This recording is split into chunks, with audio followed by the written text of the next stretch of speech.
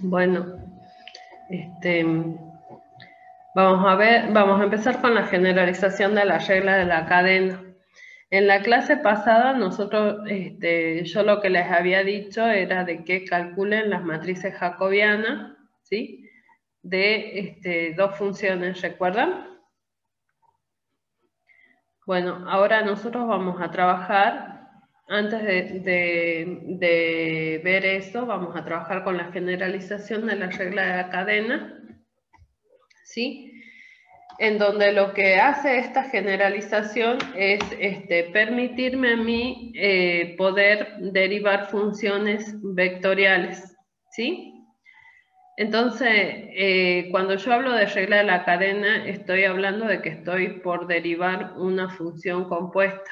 Entonces, antes de presentar la generalización, yo tengo que definir la función compuesta con la que quiero trabajar en la generalización de la regla de la cadena. ¿Está bien? Entonces, lo primero que voy a hacer es definir dos funciones vectoriales. En este caso, ustedes están viendo y igual a f de x y z igual a g de y, ¿sí? Fíjense en que en este caso todas son funciones vectoriales, en donde lo que podemos aclarar acá, ¿qué es lo que podemos aclarar? Nosotros podemos aclarar que f va a ser una función que va de Rn a Rm, o sea, f es una función definida en un dominio incluido en donde en Rn y va a Rm. ¿Sí? Ahora, la función g es una función cuyo dominio está incluido ¿en dónde? Está incluido en Rm y iría a Rk. ¿Sí? Entonces, para poder realizar esta composición, yo digo, voy a realizar la composición f compuesta con g. Quiere decir que la imagen de f tiene que estar incluida en el dominio de g. Como nosotros no vamos a calcular ni la imagen ni el dominio, vamos a ver si los espacios están incluidos, ¿sí? O en realidad tienen que ser iguales. En este caso, la imagen de f, que estaría en este espacio en Rm, y el dominio de g también está en Rm. Entonces, esta composición sí la puedo realizar. ¿Está bien? Entonces, lo primero que se hace es definir una función compuesta. Escribir acá quién es el x, quién es el y y quién es el z me permite identificar estas dos condiciones, ¿sí? Entonces, cuando uno hace la composición, si ustedes recuerdan lo que vimos la clase pasada, ¿qué era lo que decíamos? La composición va a depender de las mismas variables que depende la primera función. En este caso, la primera función va a ser la función f, entonces la f se le aplica a la variable x, ¿sí? Entonces, la función compuesta también va a depender de quién, de x, ¿sí? Y va a tener tantas funciones, la función compuesta, como funciones tenga g. En este caso, ¿cuántas funciones tiene g? Sería la imagen de g. ¿Ven? Acá yo tengo k funciones. Entonces, cada una de estas funciones, ¿sí? Van a depender de quién. Dependen del x1, del x2 y dependen del xn. O sea que me van a poder pedir la derivada de z1, z2, z sub k con respecto a x1, x2 y x sub n. ¿Está bien?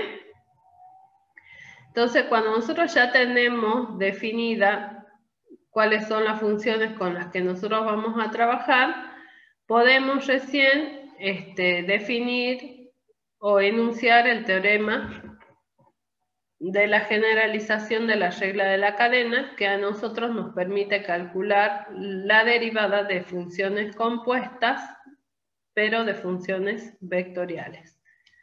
¿Está bien? Entonces ahora vamos a la siguiente diapositiva. Bueno, ¿qué tenemos acá? Nosotros tenemos el teorema de la generalización de la regla de la cadena.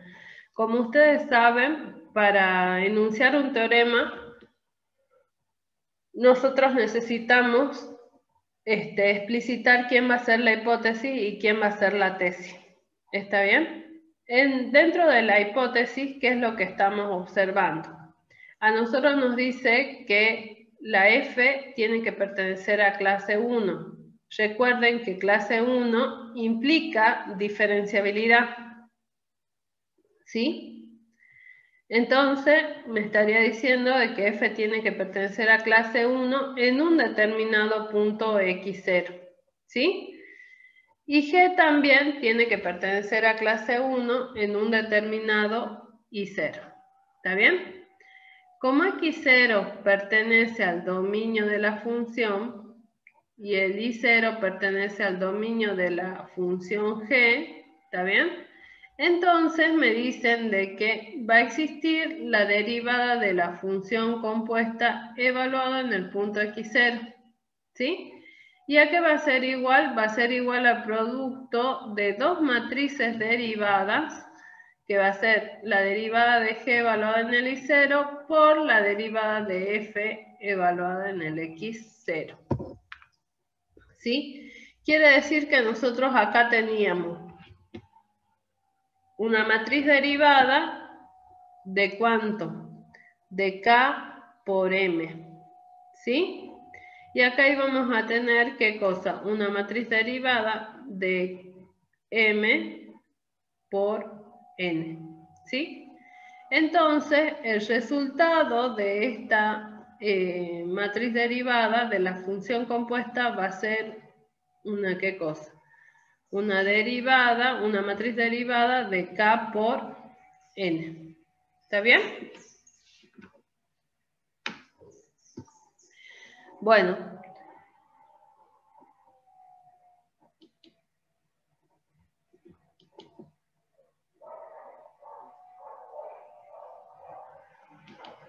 A ver.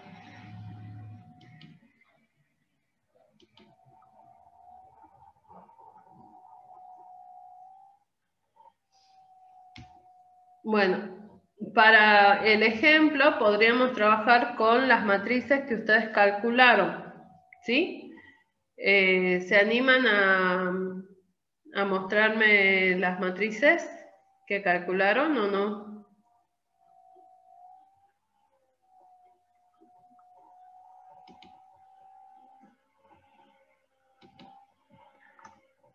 No estamos... a ver. Voy a ver si esta me deja volver a la diapositiva. ¿Dónde tendría? Creo que acá.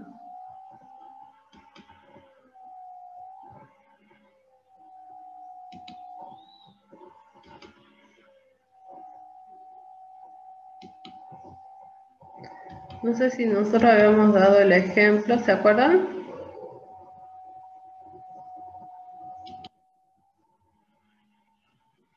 Acá. Nosotros teníamos estas funciones que eran x2 al cuadrado, coma x1 por x2, y teníamos la función g, que era y1 menos y2 al cuadrado, ¿sí?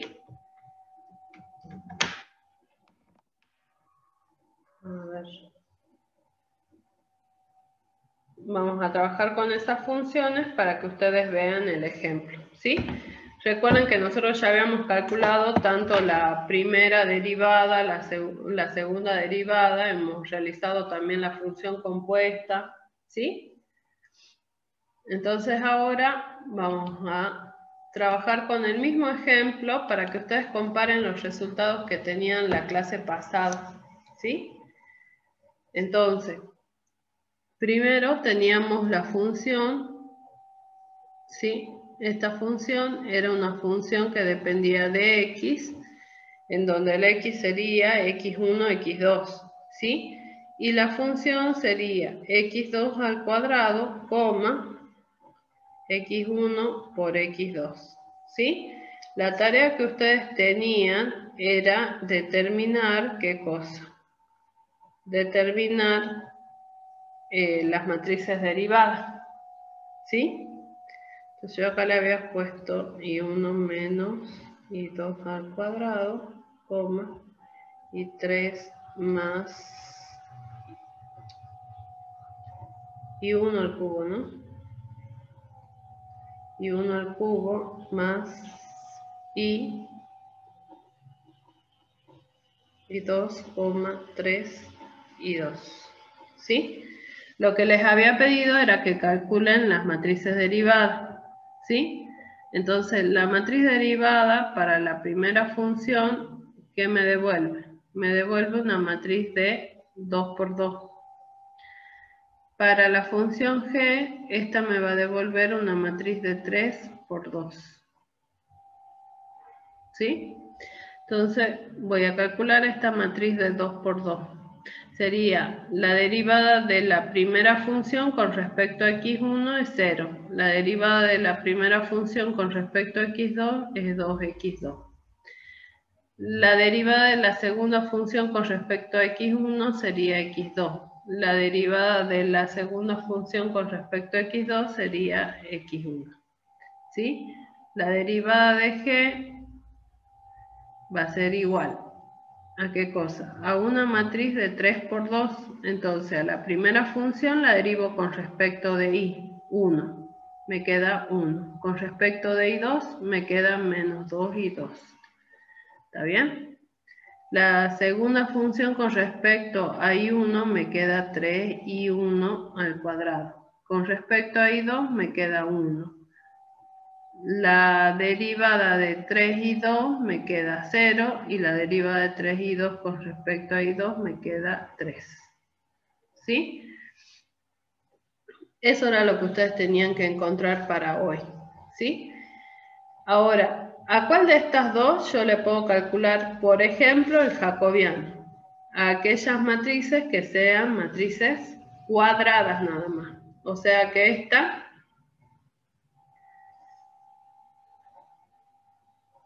no posee jacobiano. ¿Está bien? Esta sí. Esta le puedo calcular. Se puede calcular.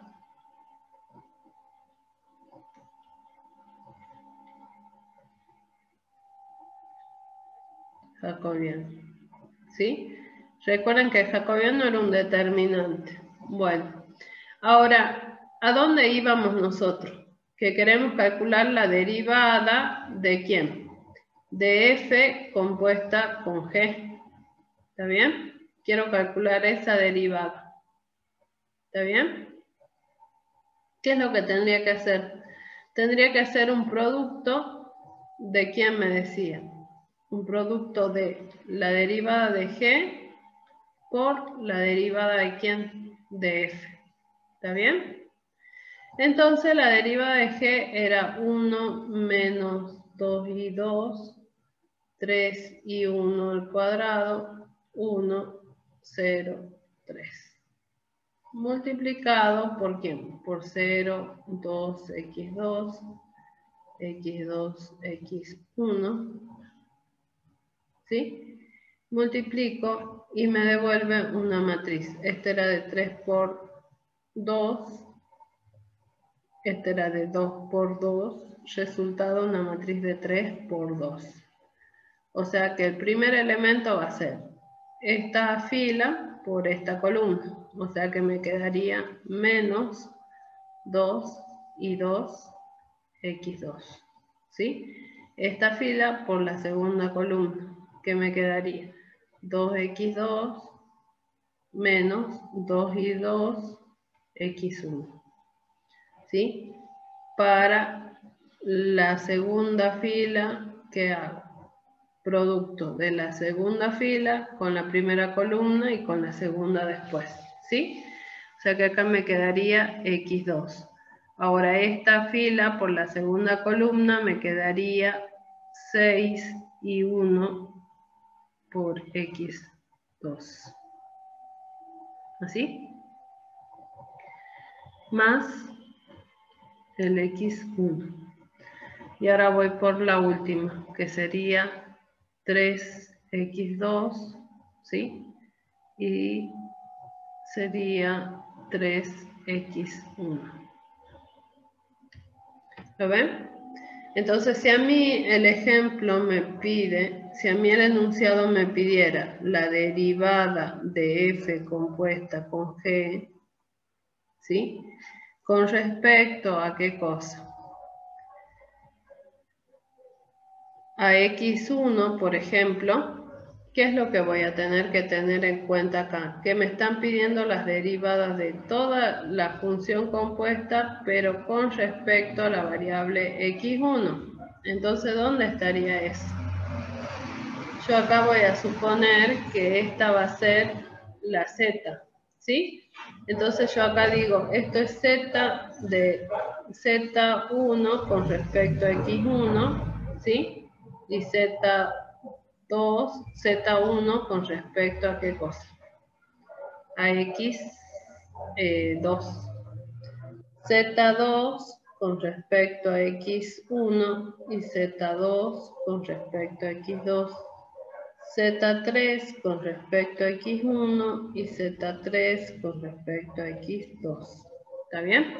Si me pedían con respecto a x1, me están pidiendo esto.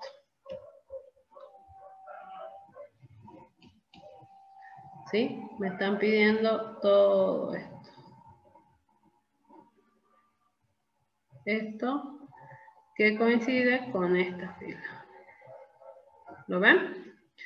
Entonces, esto va a ser igual a qué cosa. Voy a cambiar el color. Esto sería igual a menos 2 y 2 x2, x2, 3x2. ¿Sí?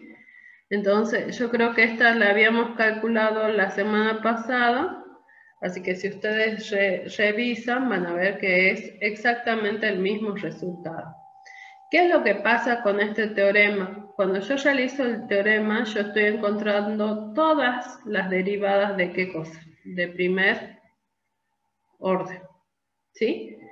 Y muchas veces el ejercicio no me pide que haya todas, sino que haya solamente algunas de ellas. En este caso me estaba pidiendo que calcule esta. ¿Está bien? Entonces, por eso hay veces hay que tener, uno dice, esto se cumple siempre, ¿sí? Entonces, si yo hago el árbol, ¿voy a obtener el mismo resultado? Sí, debería obtener el mismo resultado. ¿Está bien? Y si hago la composición y derivo, también tengo que tener exactamente el mismo resultado. ¿Está bien? Entonces, esas cositas